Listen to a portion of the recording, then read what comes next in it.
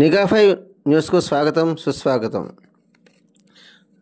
Doctor Kuppili కీర్తి పట్నాయక్ గారు 2003లో స్థాపించిన శ్రీదేవి విజ్ఞాన జ్యోతి పరిష్కార చారిటబుల్ ట్రస్ట్ ఆధ్వర్యంలో స్థానిక, జిల్లా, రాష్ట్ర, జాతీయ స్థాయిలో చిత్తశుద్ధితో కూడిన సేవా కార్యక్రమాలను నిర్వహించుచున్నారు. 2 దశాబ్దాలు పైగా స్వచ్ఛ భారత్, పచ్చదనం, పరిశుభ్రత తనదైన శైలిలో స్వచ్ఛందంగా సేవ చేయుచున్నారు. కీర్తి పట్నాయక్ సేవలను గాను లండన్ యూనివర్సిటీ వారు డాక్టరేట్ పట్టా ప్రదానం చేశారు. ఆంధ్ర లెజెండ్, అబ్దుల్ కలాం అవార్డు, రాష్ట్ర బీసీ కార్పొరేషన్ వారిచే mother Teresa award, Visakhapatnam municipal corporation వారిచే జీవన వైవిధ్య, మాతా శిశు సంక్షేమ శాఖ వారి నుండి కస్తూర్బా గాంధీ పురస్కారాలు వందలాదిగా పొంది ఎందరికో మార్గదర్శకంగా నిలిచారు కీర్తి పట్నాయక్.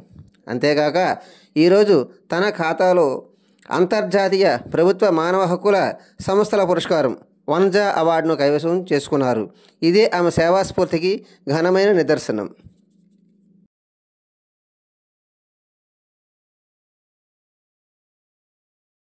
ముఖ్య అతిథి రాజుగారు కూడా ముందుగా రావాల్సిందిగా కోరుతున్నాం. ముందుకు రావాల్సింది మన మహిళా అధికారులు అందరూ కూడా మేడం గారు ఎన్నో పోరాటాలు మహిళల కోసం చేశారు. మహిళా సంస్థల్లో విశేషంగా పనిచేశారు. అబ్దుల్ కలాం అవార్డు, చాలా అవార్డులు పొందారు. నిత్యం కూడా మహిళల ఉద్యమాల్లో పాల్గొన్న కీర్తి గారికి ప్రత్యేక శుభాకాంక్షలు తెలియజేస్తూ ఈ సందర్భంగా ఆవిడకి అభినందనలు తెలియజేస్తారు. 2500 మంది మహిళలకు మా ఆర్గనైజేషన్ ద్వారా మేము ఉపాధి శిక్షణ ఇచ్చాము, ట్రైనింగ్ ఇచ్చాము. 300 మందికి ఎంప్లాయ్మెంట్ ఇచ్చాము.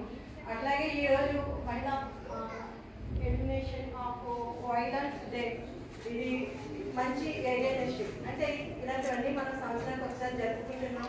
ఎన్నో మాటలు చెప్తున్నాం. ఎంతోమంది మహిళలకు మనం అవేర్నెస్ ఇస్తున్నాం. కానీ నిజంగా స్త్రీకి జరుగుతున్న హింసను మనం అయితే ఆపలేకపోతున్నాం. ఎన్నో చట్టాలు వచ్చాయి. ఆ చట్టాలన్నీ కూడా తమలపాకు మీద నీటి బిందువుల వల్లే ఉంటుంది. కొన్నింటిని మాత్రమే మనం పరిగణలోకి తీసుకుంటే ఎక్కడ స్త్రీ నిజంగా చెప్పాలంటే ఆమె ఒక అద్భుతం. చాలా వర్ణిస్తున్నారు, చాలా గాథలు రాస్తున్నారు, ఆమె మీద చాలా అందంగా ఇచ్చేస్తున్నారు.